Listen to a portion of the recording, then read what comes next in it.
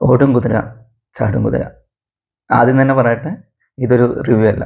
കാരണം ഓൾറെഡി ഈ സിനിമയെപ്പറ്റി ഒത്തിരി റിവ്യൂ നിങ്ങൾക്ക് യൂട്യൂബിൽ കാണാൻ പറ്റും.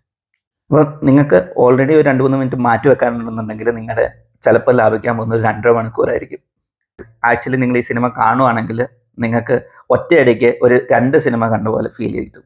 അതായത് ഇൻ്റർവെൽ വരെ ഒരു സിനിമ, ഇൻ്റർവെൽ കഴിയുമ്പോൾ വേറൊരു സിനിമ, അങ്ങനെ ഒരു ടൈപ്പിലേക്കാണ് ഈ ഒരു സിനിമയുടെ ഒരു ഫ്ലോ എന്ന് പറയുന്നത്. ആദ്യത്തെ ഒരു പോസിറ്റീവായിട്ട് എനിക്ക് ഫീൽ ചെയ്യുന്നത് വെച്ച് കഴിഞ്ഞാൽ നമ്മുടെ ഡയറക്ടർ ടേൺഡ് ആക്ടർ ലാലിൻ്റെ ഒരു പെർഫോമൻസ് ആണ്.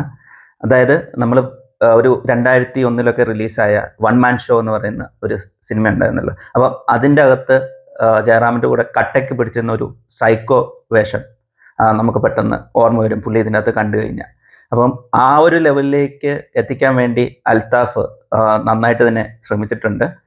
ചിലയിടത്ത് അത് വിജയിക്കുന്നതായിട്ട് നമുക്ക് കാണാം. പക്ഷെ ചിലയിടത്ത് വരുമ്പോൾ അത് വെറൊരു നനഞ്ഞ പടക്കമായിട്ട് മാറുന്നുണ്ട്.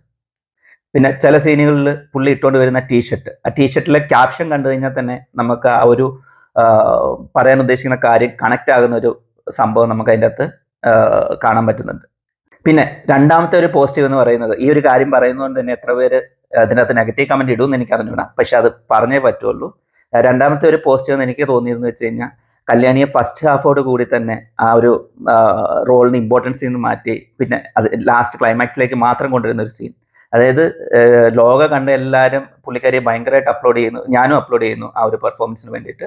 പക്ഷേ ഈ ഒരു സിനിമയിലേക്ക് വരുമ്പോഴത്തേന് പുള്ളിക്കാരിയുടെ പെർഫോമൻസിൻ്റെ ജസ്റ്റ് ഒരു ഷാഡോ മാത്രമാണ് നമുക്ക് കാണാൻ പറ്റുന്നത്. സോ അതുകൊണ്ട് തന്നെ ഞാൻ പറയുന്നു, പുള്ളിക്കാരിയെ ഫസ്റ്റ് ഹാഫോട് കൂടി തന്നെ ഒരു റോളിനൊരു ലിമിറ്റേഷൻ കൊടുത്തുകൊണ്ട് അതൊരു പോസിറ്റീവായിട്ടാണ് എനിക്ക് ഫീൽ ചെയ്യുന്നത്.